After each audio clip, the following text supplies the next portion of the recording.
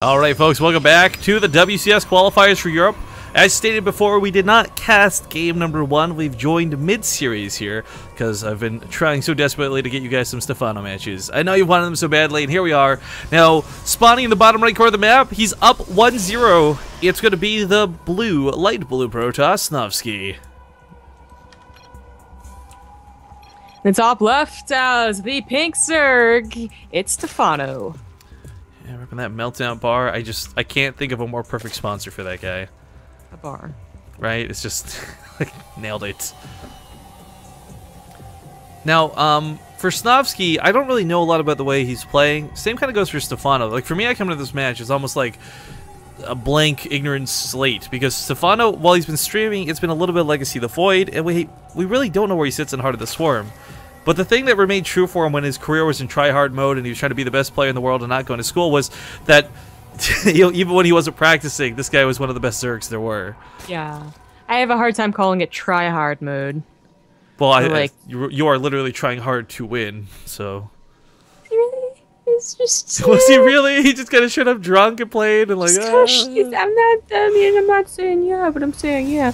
I mean, he really... Obviously, though, he has not been practicing as much. Even though he didn't practice that much, according to him, to begin with, it's still, you know, very different than when he was just a pro gamer. But he still is pretty darn good. He is down 1-0 versus Snovski, but really don't know what happened in that first game. I am curious, though, because Stephano, let's be honest here, and I'm not saying this is, like, the only thing that made him good. You know, he was kind of, like, the roach guy for a long time, right? But, Swarmos, when he came back, you know, from his, like, I don't know, retirement, we'll put in air quotes, though, like, retirement, He came back really hard with the Swarm host. They seemed to be the perfect uniform. He would laugh and make these tweets like, "Ah, these units are so broken. Thanks for the free wins." You know, he was one to abuse them, to say the least. But they've changed. They're no longer what they once were. And I'm wondering if he's adapted to the new versions or if he's going to go back to that more Roach style that he really got famous for, if we're going to be honest. Yeah, the Roach max out. Something you can do with Ravagers and Legacy of the Void. Yeah, maybe that's why he's been playing so much Legacy of the Void. Just that fits his style a little bit better. Maybe. But like I said, we don't know what happened in that first game. It could have been an all-in from Snovski. It could have been a regular old macro game. I don't even know what map it was on either. So, you know, Echo being pretty standard, probably the most standard of the new maps. The nicest looking for sure. It's so pretty. Yeah, when the mini-map is like this too, it's fantastic to look at. Just even more beautiful with like the non-transparency in the core, like the black. You can see blue units move out on the blue tile set. It's cool. Oh, yeah. Well, we do have these Lings scouting in here. It doesn't really need to get in the base as the Stargate was put in the natural wall. But that's okay. They'll be annoying. They're there. Yeah, might even get a probe. Okay. I mean, that's not crazy, but like, oh, hype. The other Lings start running around, going to be able to scout. And the question, of course, is like, did he actually click on this to recognize that that's a Stargate and not a second gateway in the wall? I mean, we assume he just clicked it as he ran by. Of course, it's Stephano and not some random low league scrub. Well, it is going to be Phoenixes, not an Oracle. So you resurgent, I guess, of Phoenixes, because we just saw a PvP, those Phoenix vs. Phoenix, which you rarely ever see. But this is going to alert Stephano, because it's going to kill the first Overlord. That's gonna... I mean, you could go ahead and poke and see what the Stargate's making, or you could just wait for the Phoenix to kill you. Either way, gonna get revealed one way or the other. Now, the question, of course, comes down to what does this force him to do? Masculines are kind of funny. We talked about them earlier. They are kind of viable, but for the most part, we just see this lead towards the Zerg player being forced into Hydralisks. In rarer circumstances, we will see people dig deep and just go Muta Corruptor, but of course, we don't really know where Stephano sits right now as far as his preferences. That's true. And I just have speed on the way, and he got a pretty fast third. A couple of Lings looking for a third to kill or cancel if Snovski was so bold as to get a third off of one gateway. Cass, by the way, with a really funny tweet while this goes on, says, like, looks like I won't get to punish Naniwa just yet. I lost my qualifier. Sad face. Look, I like that. That's where he was in the qualifiers? Yeah, his eyes were on the... He wasn't in the last one, if you recall. The first one. Oh, okay. But, yeah, his eyes are on the prize. He's not thinking about getting through the qualifier. He's thinking about what happens after he gets through the qualifier. That's the mentality of a champion right there. Right. Well, we have something interesting going down. Snovski, he kills the Overlord that would have scouted lack of gas to the natural. He kills the Overlord that would have suicided in to see how many gateways are there. That's the power of this all-in, but it isn't all-in. Sometimes you also just not use the Phoenix to harass at all. That can be a tell, however. So you got to kind of, I guess, like, you know, go like average, you know, how much energy do I want to save to help this gateway all-in, and how much do I want to try and fake the macro game. But with no third down, even, well, I guess 8 minutes still isn't preposterous. I mean, being fully walled off, too, if you scout this as a Zerg play, like, if this final comes with the Lings, it's not, like, the biggest, like, oh my god, this is what he's doing, but it is a red flag that gets raised, kind of like, okay, something is up. Now, pylons have been set up over here, and Stephano did not take the time to knock down the cooling tower, so he doesn't have this free wall offers of the Zealots, so they just walk in uncontested. Roach Warren is on the way. Where is Stephano's unit? Like, why? I don't understand what made him think he could play so greedy this game. Well, because it's actually like a very... This is why Phoenix all-ins can be very powerful. When you see a Stargate, you see it's Phoenixes, your first instinct is to drone. You have a lot of time because they're not going to be able to kill you. They're just going to be able to harass you, and you can mediate that.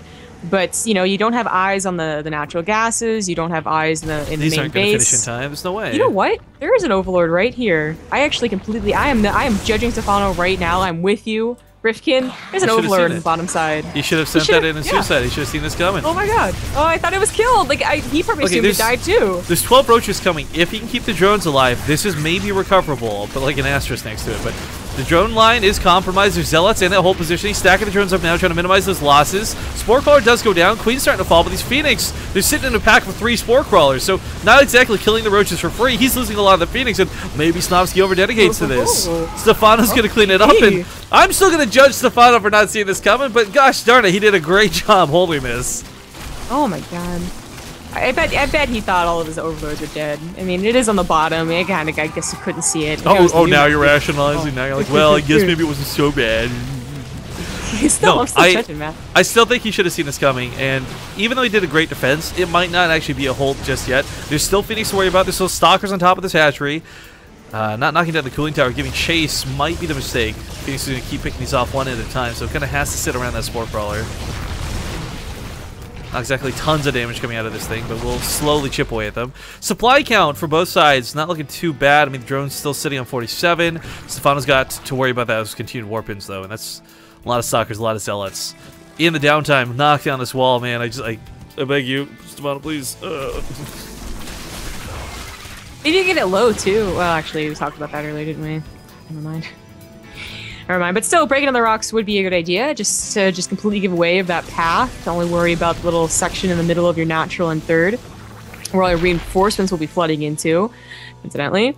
7 more roaches, then back into droning. He might be figuring that Snovski is also macroing, but his Lings do reach third, and there's no third, so he's got to reconsider that. And here comes the attack towards that third once again. Force Fields go down. This actually kind of helps him, I think, more than hurts him, really, with the Zealots not being able to all flood on in. But, yo, look at this. Just even if they don't kill the roaches, crowd controlling 4 or 5 roaches at a time takes away what is actually half of Stephano's army. He is going to get the third. Oh, that sucks. The Queen was almost out, too, for that. He's going to try and cut this off, too. Decides to move in really deep. Goes for the sentries, picks off the Stalkers, but that being said, his roach count is dwindling. Those Phoenix getting the shots off away from the Spore Crawler. You know, he really trades the army out pretty well with Snovski, and the Phoenix are kind of dry, but it's not about trading the army about, like, you're trading these roaches for, I don't know, a couple of Zealots here, Stalkers there, but behind the Snovski, he did probe himself up. He got up to 48 probes. He doesn't have the third yet, and that was scouted, but he could take one pretty easily. Yeah, he could. I think he sees a kill move here, though. He's thinking that the larva's starting to run dry. If he just warps in a little bit more, maybe he'll overwhelm. That over-dedication, though. Like, if Snovski does over-dedicate to this, you know, all of a sudden, Stephano's in a better spot, right? He's trying to get that third base back up. A lot of the drones did get away from this alive. They're getting picked off now on the sort of long-distance mining, but you know, he holds on to that drone count, so it's still, it's like watching True. You lose a base, no big deal, you just transfer the drones back right after. Well, you can see as to why Snovski would think that he could do something there. There was a very slow trickle in of units, and he thought that his warp gates would be stronger. They weren't. Stephano had enough economy and larva behind this to overwhelm, and now Snovski's going to regret losing that mothership core. There is no recall for these sentries. This is a big giveaway. There's also bad force fields leading into it. The Stalkers, well, actually, the Stalkers are warping now, but you know, he doesn't get to focus down the sentries. He's got to kite away from the Zealots. Kind of hard to do when you, I guess, you do have roach speed, but it's still off of creep. Phoenix is coming back in to lift units up, and again, these roaches just being corralled by these Phoenix. How many kills do each of these have? Like, it's got to be at least 4 or so apiece. Yeah, 7 on one, 4 on the other. It's been a rough fight. It's been a scrappy fight. It's been this really awkward tug of war, but those Phoenix just not going down. It is important to note that Snovski never really stopped making Phoenixes. So whereas you'd have the initial like 5 or 6, and they're all out of gas, you have the 7 or 8 with at least one warp in or pickup, coming in at a time. Yeah, and this is him finally not just moving to Hydros, but getting the Queens out, right? Like just having those on the front lines for the anti-air, having a couple transfuses to keep the roaches alive, mobility being key, of course, above all else.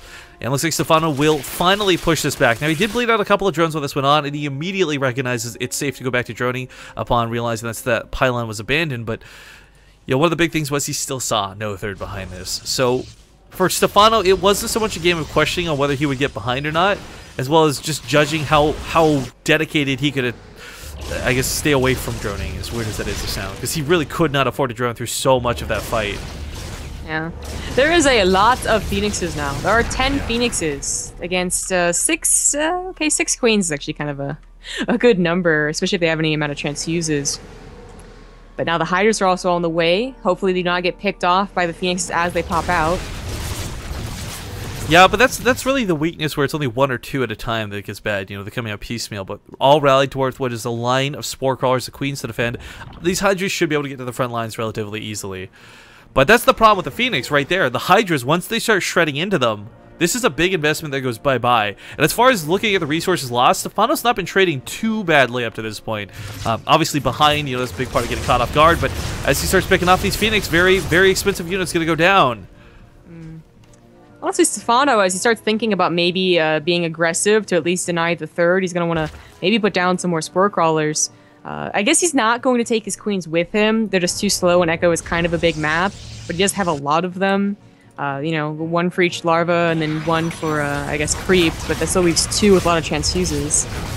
He's just doing a great job still picking off some of these drones. He's killed 39 workers so far this game, and most of that through, of course, that initial aggression, but Phoenix is still continuing with that harass. I mean, there's free overlords here and there. There's a queen out of position. Too, it's really hard to catch these without a fungal growth or something to really fight with. But I gotta give it to Stephano. He's doing a pretty good job of keeping these from getting too out of hand. Now, he does go for an attack towards that third, and that might be a mistake. It's on top of one of the Colossus right away, but it just kites backwards. And I don't think there's enough here to really fight. The Hydra's being a lot of damage, sure, but that's a lot of Zealots to buffer. Now, the Hydras do have their range upgrade at least, but not the speed. It's not going to be able to really get on top of those Colossus. Well, Colossus does not have its range either. Yeah, as you say, it's the same range until it gets its extended thermal lance. He's kiting around best he can, but here comes the Phoenix to grab a lot of those Hydras. Yeah, he does grab the Colossus, but loses a ton of high gas units himself. They had more so than Colossus was worth. Going back in this, though, army supply still remains somewhat even. Resources lost, not drastically out of control just yet. I mean, I don't think Stephano is in the strongest position of all time, but I don't think he's out of the game either. I am worried about Stephano, though. I mean, his tech just isn't adding up to Snovski's. Snovski's is getting his upgrades, his blink, a good number of Colossus. Once it's up to 3, then he's got to start worrying about having a Roach Hydra army, or in this case, mostly Hydra. Now, he does have an Infestation Pit on the way, but he's upgrading the melee weapon, so I am really curious as to what he's going to do with, I would guess, would be a Hive, or maybe he'll get Fungals? Well, I mean, Hive wouldn't be too bad. Fungals would obviously shut this down, but Hive Techs you can get Adrenal Glands. Hive Techs you can get the Ultralisk Cavern, because, I mean, you're not burning enough Sentry, or you've got not enough energy in the world to pick up a lot of Lings. You can't, obviously, pick up an Ultralisk. Although Rifkin still thinks you should be able to work as a team, and 5 Phoenix should totally be able to lift an Ultralisk. I'm just saying. I just think Stephano has never been on a very good economy. I mean, neither player really has, but, Ultras are expensive. And they're at risk to just be dumb and kill themselves that way, Like where most Protoss units don't have that risk. It's a silly way to phrase it, but I actually do agree. The clumsiness that comes with these big OFI units is their downfall most of the time. But, I don't think they'll be out in time for the fight. Stephano's going to have to really hold hard. There's a lot of Hydras. He's got good DPS. He's got the +2 weapons coming out for the Lings. But this Roach Hydra army is more or less unupgraded. So the damage here to take on this Protoss Armada, I don't know if that's going to be enough. It's not like the damage that it deals, it's how much it can soak, That Roach line really isn't there. Stephano is still adding a couple of Roaches here and there, and maybe in a perfect concave, in a perfect engagement, he will barely win out against the Colossus, but it's dangerous. Now Snovski does retreat. Actually, just did he recall? Looks like he recalled. Really afraid, I guess, of a bigger army that Stephano really has, I guess. Alright, 3 queens in the main should be able to pick up a War Prism if it decides to transform. Ultra Cavern is coming down. We got Vipers coming into play as well. Whether it's Abducts or whether it's going to be Blinding Clouds, they're not going to be freebies because there's the threat of what is Templar. You know, we've got Storms coming down. There's going to be a couple of Phoenix to maybe pick off the Vipers as well. It's not going to be really easy to use, but man, Stephano, I thought he was dead and out in that first attack. He's still fighting 22 minutes in. Yeah. And he does have a decent army supply with the Vipers. It does change dramatically if there's no feedbacks available anyways, then you get into that dance. And then maybe if that buys more time in this game, maybe Stephano will be able to afford a Ultralisk or 2, but he has no 4th base, not a 5th, and I think at this point you would want one in the normal game. The upgrades are decent enough, I guess, too, and he's going to get Chitinous Plating, but that's just such an expensive investment. I don't think he's really ready to invest in. Yeah, pause. Maybe having a bit of lag or something. Hopefully nothing too crazy. Well, for Stephano's sake, a quick assessment. I mean, army value aside, because I mean, so much of this is queens, so much of this is roaches. Stephano's army value is not reflective of his army size, and I definitely feel like he needs a little bit more, because everything he has is going to be susceptible to the storms, is going to be susceptible to the Colossus fire, the force fields especially. I mean, the Ultras will help break that, I guess, which will be a nice addition to the army. Yeah. Here's what I'm mostly worried about, is that Stephano, he's getting these Ultras, and they're going to be like, you know, some of the last Ultras he's going to get, unless he can get a 4th and 5th pretty soon here. But for Snovski, he's already on a 4th. It seems to be well guarded as SimCity's going up. Like, transitioning into another Robo and Immortals, I don't think it's going to be that difficult. Like, the blind side kind of way of playing the Ultras, you know, hoping to get 8 of them out before the Protoss or the Terran notices. Like, that's not really going to be possible. I mean, maybe if Snovski's really not paying attention or constantly sending out hallucinated scouts. But hopefully he is, and hopefully that transition into more Immortals, more Archons is easy for him. Yeah. Oh, this is a really scary army. Let's be honest. Probably, yeah, gonna cancel that hatchery. I didn't think it was gonna be able to hold on to that either. But the Ultras are gonna break a lot of the Sentry force fields. I mean, it's such a undervalued thing because we don't ever see it come into play. But the Ultralisk breaking force fields means that this army doesn't get choked in. That the Hydras aren't, you know, removed from the playfield. Oh, the Vipers do get some good pulls. Great abducts directly into the jaws of those Geyser Blades. Storm's gonna come down, but just backs away. Yeah, wasted Storms there. Luckily the Stephano. He also gets Roaches in 2 different bases while this goes on. Now there's cannons to defend, and this will buy him time to warp in. Snovski not going to get completely flanked by this, but once again, Stephano's got this main force in the middle of the map. Well, he did see the Ultras, all right. So he's trying to get another Robo up, but he doesn't want to. He doesn't want to. You know, these. There's so many storms. You got to use the storms where you send the Archons in, but you do want Archons against Ultras too. Oh, now this is not just all the storms, so. This is not all of the army that Stephano had either. I'm not sure why he felt the necessity to push. Like, there's still Ultras coming out, and might have been a really big mistake there. Like a couple of Blinding Clouds to kind of just cover him while these Blinks chase might not have been too bad either, but. Reconciling back at home, he's moving the Spine Crawlers to the front lines. He's got those Ultras out. He's got Queens for the Transfuses. He's so close to having 3/3 for the maxed out upgrades, but they're not here just yet. Yeah, plus the Spine Crawlers, you know, blessing and a curse for Ultras. Yeah, well, I mean, I think it's more about just having the damage. Rather than sitting in the natural, there's nothing there to defend. He is going to have to take a 4th soon. It's problematic because he's tried twice in 2 different locations, over here, and they've been shut down both times. Well, Stephano has a pretty decent army to fight with right now. It's not going to stay that way if he can't rebuild anything afterwards. He's probably only going to just barely be able to afford Lings, in all honesty. Yeah. Though Snovski hasn't really added any more Archons or Immortals into his army. Though. Maybe this army could do something. A Blinding Cloud goes down. That is a great Blinding Cloud. It is, and the Transfuses keeping those Ultras high through the energy, or through the attacks. No feedbacks going down the backside. Couple of Abducts going down to the Mothership Core of all things. Blinding Cloud's leading way too for the Ultras and keep chasing into this. No force fields available. Sentry's a little too slow, so this is where the Ling Remax starts coming a little bit better. There's nothing to keep those out. Just Blink Stalkers running for their life. There's 2 Immortals at a time coming back at home, though, and a couple of Archons soon to be warped in. Yeah, that is just this. Always going to go back to that. Like, Snovski has an economy and Stephano doesn't. Stephano has an army. You know, he's barely adding more to it, but it needs to actually kind of win here, you know, or buy a ton of time to get bases. The Blink Stalkers, though, I don't know what that was about. Why didn't they just run? Why did they run into the Ultras? Whatever, but hopefully the Immortals come out here to save Snovski from making that mistake, honestly, of just pushing in without units that are basically the kind of hard counters to Ultras. Like, he should have waited for Immortals. He should have waited for Archons. Well, the Ultras are cheering through the top of this ramp, but the Immortals, as we see, are just doing so much damage to Stephano. But this crazy army lead is now having to quickly dwindle. Is he doing enough damage is going to be the big question, because his opponent's still on the 4th base. There's still money behind this. The Immortals still firing away at this. A couple of Hydras, a little bit of damage behind it, but the Ultras, can they soak those last few hits necessary? Is he really going to do it? It's just like barely eking out one Ultra at a time. Ugh, but Snovski's not able to warp in fast Oh, enough. but there's Queens almost here. The medics, the bandages, bring the medkits. Stephano might have just done it. He may have just won with that army. He's been on 3 bases this entire game, guys. Like that 4th base, they've tried to get up. They were just canceled. They were killed immediately afterwards. Snovski, who had a 4th base this entire time, is running low on units. It's the Lings that are going to make and break this. They get my top of the Immortal God. Stephano, ladies and gentlemen. He brings it back in game 2 and ties up the series now 1-1. I do blame Snovski a bit for that, though. Like,